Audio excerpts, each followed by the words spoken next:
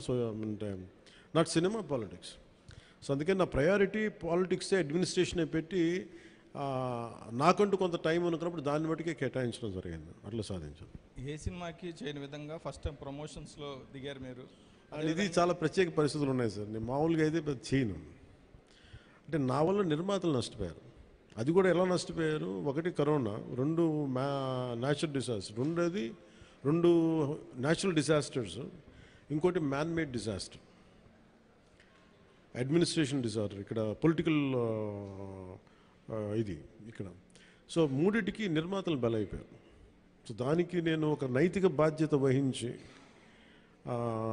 Late అయిపోయిన సినిమాని promote చేయాల్సిన బాధ్యత నా మీద ఉంది. అంతేగాని ఎందుకంటే నాకు రెమ్యునేషన్ కూడా దీనికేమి అదే ఇంకా రేపు హిట్ అయితే నాకు తెలియదు. కానీ సో అలాంటి పరిస్థితుల్లో రిలీజ్ చేశాను. ఎందుకంటే ముందు సినిమా ఆడాలి, సినిమా రిలీజ్ అవ్వాలి, నిర్మాత బయటపడాలి అన్న సదుద్దేశం. అది కూడా ఏంటంటే నేను పాలిటిక్స్లో ఉండటం, గత ప్రభుత్వం చేసిన మ్యాన్ మేడ్ డిజాస్టర్స్, వీటన్నిటి వల్ల నలిగిపోయిన దానికి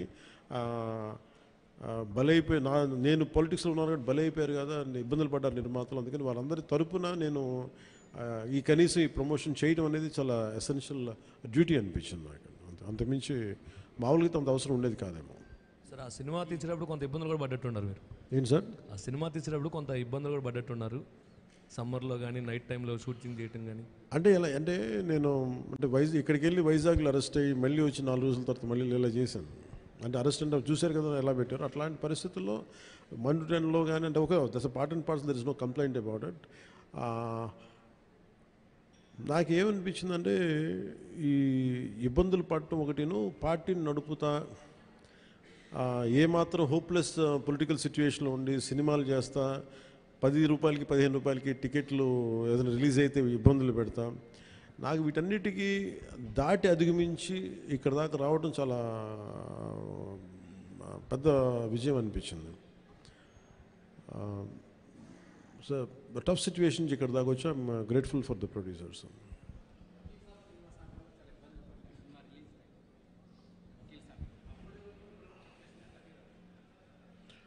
అంటే అన్నీ ఆర్గానిక్ ఉంటాయి కదండి, ఏదన్నా సహజంగా ఉంటాయి, కొన్ని ఇబ్బందులు ఉంటాయి, జరుగుతూ ఉంటాయి.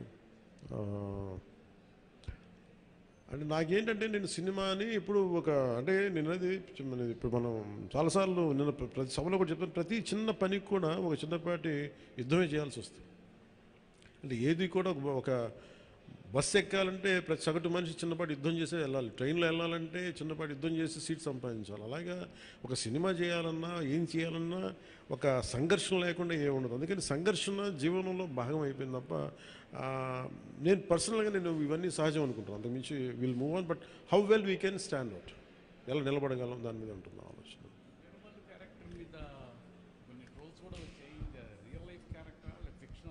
ఇది ఫిక్షన్ క్యారెక్టర్స్, అసలు వాళ్ళు ఎవరో మాట్లాడారు, నా దృష్టికి తీసుకొచ్చారు కానీ అసలు సంబంధం లేదు.